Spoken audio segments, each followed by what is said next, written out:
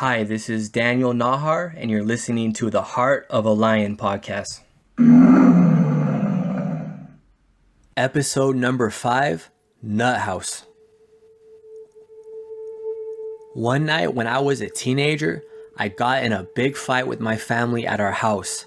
I was leaving the living room area and walking to my bedroom after getting into a huge argument with my aunt. My dad came out of his room as our voices got louder, and now I found myself in a three-way fight with him and my aunt.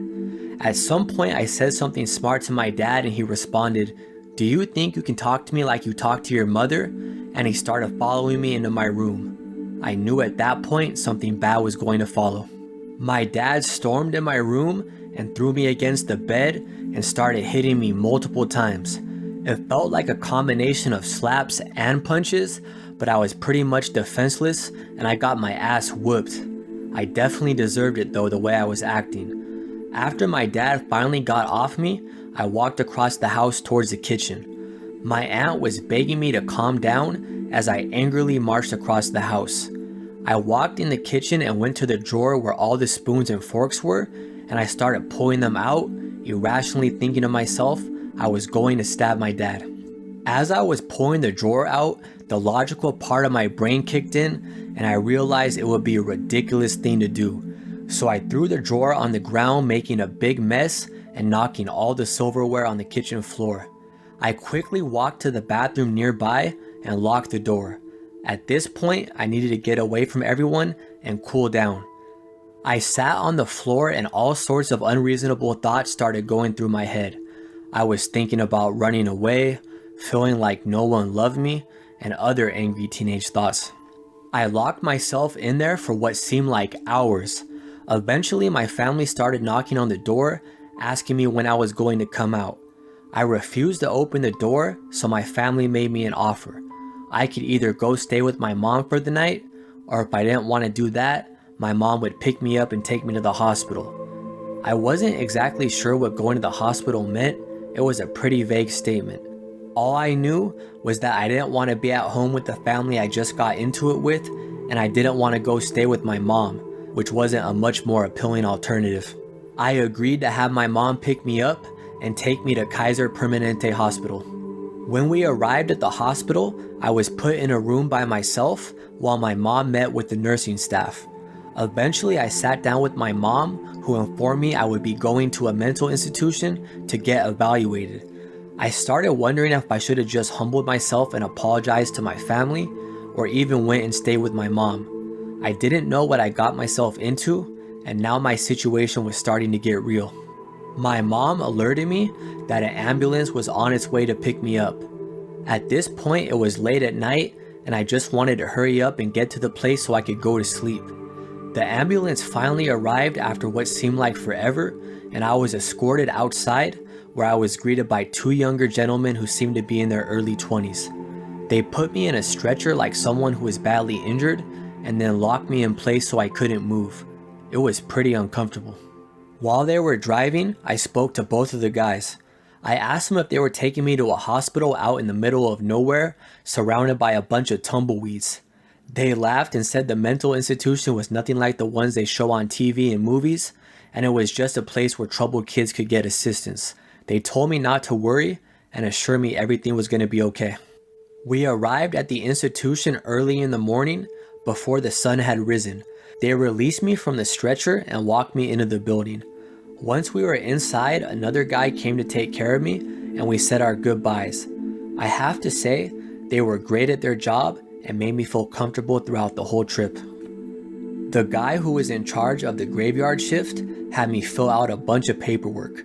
I don't remember what any of the forms said, except for the one that stated I wouldn't be able to buy a firearm for a couple years after I turned 18. I was so tired, I just wanted to sign the document so I could get some rest.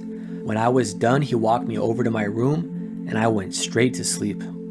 The next morning, I woke up to a doctor standing over me and requesting I sit up so he could draw some blood. As soon as he finished with his tests, a guy on the opposite side of the room walked over and introduced himself to me. We were both about the same age and height and spoke about the events that landed us in this mysterious place. After speaking briefly, we left the room and he gave me a tour of the facility. We spent the morning hanging out and watching TV in the main lobby while we got acquainted before heading over to the cafeteria to eat breakfast. After eating, we had an afternoon group counseling session with the girls who stayed in a separate but nearby building. We started by going around in a circle and introducing ourselves. Everyone in there either had family issues or drug problems. The counselor went over self-improvement tactics, and after the session ended, we went back to our respective units. At nighttime, they gave us little white cups with 2 pills in it and told us to take them after we ate dinner. After we ate, we took our pills and went to the lobby to relax and watch some TV. As time passed, everyone started going to sleep one by one. The pills they gave us were some sort of sleeping medication like Benadryl. Eventually, I felt the medicine kicking in and drowsily got up and headed to my bed, where I quickly knocked out. I woke up the next day feeling somewhat surprised that I was enjoying my stay thus far. It wasn't anywhere as bad as I thought it was going to be. The people I was there with were cool, and the adults that watched us were entertaining. I was surprised though by this little boy named Raymond in my section. Raymond stood out right away because he dressed like a gangster and all his clothes were baggy. If he didn't get his way or someone did something he didn't like, he either started cussing everyone out or began banging his head against the wall. His behavior was extremely erratic and disturbing for someone at such a young age. I learned from the nurses his parents got into a big argument at home and his mom pulled out a gun and killed his dad right in front of him. A traumatic scene I'm sure he's never going to forget. It's such a sad story. My days continued to pass at the institution, but I had no timetable for my release. For all I knew, it could be days or weeks before they released me.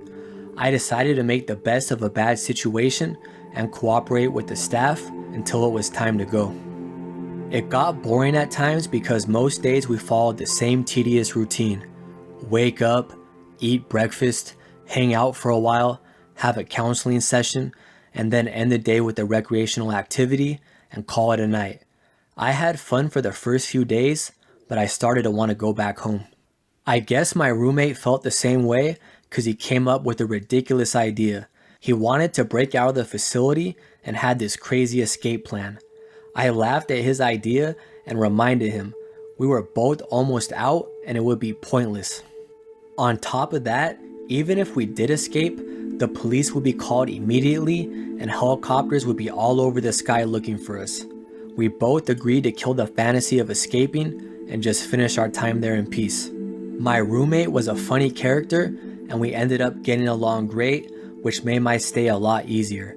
Ironically, I found out he also went to the school that was located right across the street from my house. Small world. Thankfully, I didn't end up staying too long and left in about a week. On my last day, I said bye to everyone and gave a special hug to Raymond. It made me sad to see a little kid like him in such a bad situation. Imagine being a child and witnessing your mom murder your dad. That's going to be something that scars him for the rest of his life, and it will definitely have a negative effect on his mental health. It's been a long time since this whole thing happened, and I still wonder how he's doing and where he's at today. Before I left, I went to the gym one last time to play basketball with my friends. When we got to the courts though, it was crowded and filled with people I had never seen before. As I was walking around, a girl approached me and started making small talk. Strangely, out of nowhere, she asked me how old I was and if I was a virgin. I told her my age and informed her I had never had sex before. She then told me she wanted to take my virginity. It completely threw me off guard. I told her I was about to leave, but I appreciated the offer. She responded by telling me that her dad took her virginity and he raped her when she was younger. I started to feel creeped out and I didn't want to talk anymore. I walked back to my room and reflected on my trip. All in all, it wasn't the worst experience, but towards the end, I couldn't wait to go home. As more people came and went, I started to feel like the facility was getting filled up with strange characters, and I didn't feel comfortable staying there anymore. I felt so relieved when the doctor signed my release and informed my family it was time to pick me up. When my parents arrived, They surprised me by bringing my grandma to lift my spirits. I was happy to see everybody and head back home. My trip to the nut house was complete, and it was time to get back to my regular life.